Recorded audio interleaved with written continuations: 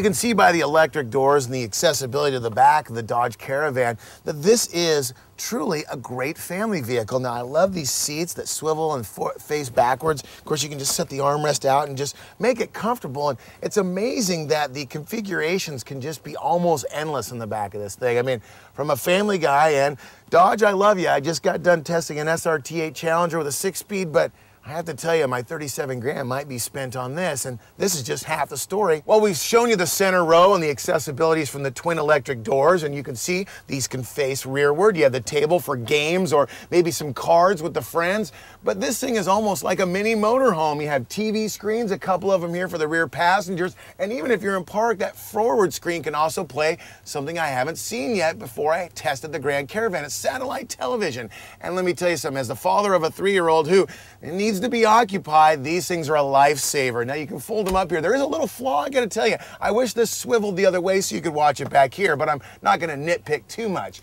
You got spaces to put your goodies. You can have the headphones going if you wanna have a couple different movies going or a couple different entertainment ideas going. Fold those up there. Now let's say you have a baby in the back and they're a little light sensitive. You have these great sunscreens on all 4 back side windows. You got cubbies, storage, cup holders, just about everything you'd ever want in the back of a minivan, including under the back seats here are big storage bins. And when you fold down that rear seat, you can see it's just like having a mini motorhome. The difference is you can just park it in your driveway. Well, you got to get the car seat in the car, but it's not just about the car seat or the entertainment system, it's also what you can bring with you. Look at these massive storage bin areas underneath the Caravan. I mean, let me tell you something. If the video system doesn't keep your little ones happy, I guarantee you can bring all the toys from the toy box or anything else you want. Are we there yet? Are we there yet? Are we there yet? Are we there yet? Well, I know that a lot of kids say that, but you know what? You always want to keep track of the little ones. And that little mirror right there is such a great invention. It's also a place to put your sunglasses, but you got to love Chrysler for thinking ahead. It's also about storage. Look at all this other storage here. This console opens up, this slides back.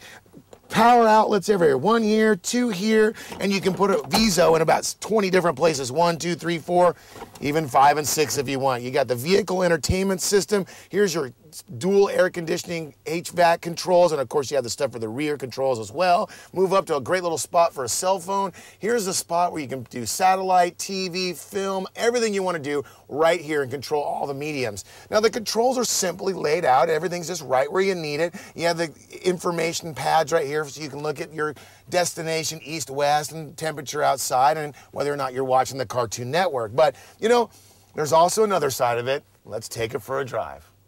One of the things I have to mention as well is the blind spot warning system. In both rear view mirrors, there's a small triangle that'll tell you when cars are on your side to make sure that you don't have to worry about the blind spots. It's a great little safety factor, and I'm glad Dodge threw it in. Well, out on the road on the minivan, yes, this thing is a big box, but you know, to tell you the truth, it actually handles pretty good, and amazingly enough, it's got a ton of power. Now, funny thing, it's actually got the ability to go row through the gears like you're in your sports car. Well, guys, I hate to tell you, but you're not gonna get excited about the performance, but you know, the fact of the matter is this thing's actually got a pretty good pep in its step. Now, we'll pull out here real quick and I'll show you.